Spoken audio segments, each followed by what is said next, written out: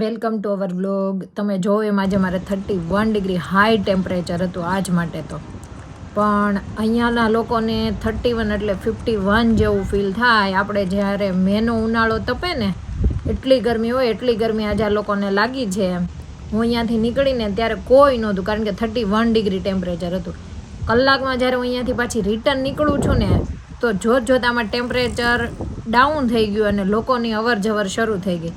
આ લોકોને સૂર્ય હોય ને ત્યારે આ લોકો સન બાથ લેવા નીકળે, પણ આટલો બધો સૂર્ય આ લોકોને પસંદ નથી. બહુ જ આ લોકોને ગરમી થાય, કારણ કે શિયાળામાં માઇનસમાં ટેમ્પરેચર હોય આ લોકોને.